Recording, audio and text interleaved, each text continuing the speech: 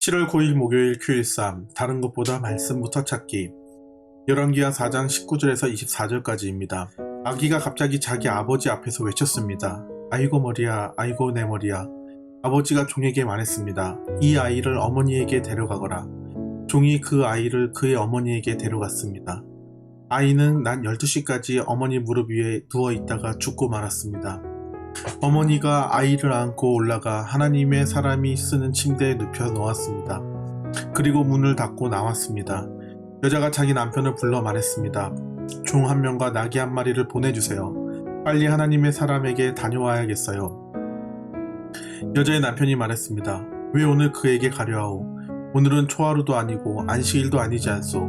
여자가 말했습니다. 걱정하지 말아요. 괜찮을 거예요. 여자가 나귀의 안장을 쥐고 종에게 말했습니다. 나귀를 몰아라. 내가 말하기 전에는 늦추지 마라. 말씀 보며 생각하기. 오늘 말씀에서 하나님이 기적으로 주신 한 아이가 갑자기 죽었어요. 이런 일을 당하면 어떤 부모라도 마음이 힘들 거예요. 그러나 아이의 엄마는 아이의 죽음 앞에서 절망하기보다 즉시 하나님의 사람 엘리사 예언자를 찾아가기 위해 서둘렀어요.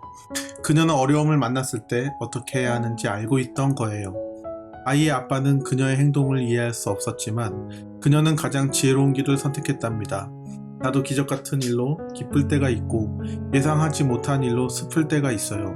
그때는 망설이지 않고 말씀 앞으로 달려가야 해요. 어떤 일도 우연히 일어나는 것은 없기에 말씀으로 하나님의 뜻을 발견하는 게 가장 지혜로운 길이에요. 내 마음에 질문하기. 아기가 죽은 것처럼 요즘 내게 갑자기 일어난 일은 무엇인가요? 나는 그 일 때문에 두려워하며 절망하나요? 말씀을 묵상하며 하나님의 뜻을 찾나요? 말씀 따라 적용하기.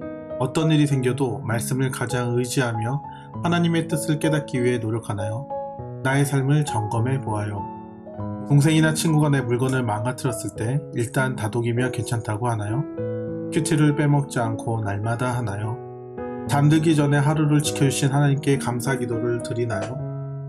부모님이 부르시면 네 라고 바로 답하기보다 딴청을 피우진 않나요? 말씀대로 기도하기. 하나님, 생각하지 못한 일이 일어날 때마다 두려워하고 절망하는 저를 불쌍히 여겨주세요. 어떤 순간에도 말씀을 보며 하나님의 뜻을 묻는 제가 되도록 도와주세요. 보석 간증입니다. 고난이 오면 가장 먼저 할 일. 6학년 카논 온. 몇 달 전 영국 이사이신 할머니는 코로나 바이러스 때문에 선별 진료를 해야 했어요. 그런데 방역복이 없어 종이 마스크를 하고 비닐 앞치마를 입은 채 진료를 보셨지요. 그 소식을 들은 아빠는 슬퍼하시며 할머니를 많이 걱정했어요. 아빠가 믿음이 흔들려 기도는 하지 않고 걱정만 하시니 저는 안타깝고 마음이 안 좋았지요. 오늘 말씀에서 수넴 여자는 고난이 오자 망설이지 않고 엘리사를 찾아갔어요. 저는 이 말씀을 보며 그 여자처럼 힘든 상황 중에 하나님을 의지해서 기도하고 교회 공동체의 기도 부탁도 해야겠다는 생각이 들었지요. 아빠에게 믿음을 주시고 할머니가 코로나 바이러스에 걸리지 않게 보호해 주시길 기도할게요. 적용하기. 힘든 일이 오면 가족과 주변 사람들을 위해 기도하고 공동체의 기도 부탁할게요. 수넴 여인이 엘리사를 찾았던 이유는 자기에게 주어진 아기가 하나님께서 주셨다는 믿음 때문입니다. 아기가 없었던 수넴 여인에게 엘리사는 예언을 하였고 그 말대로 수넴 여인은 아기를 가졌기 때문에 하나님 안에서 이루어지는 믿음 가운데 있음을 고백한 것입니다.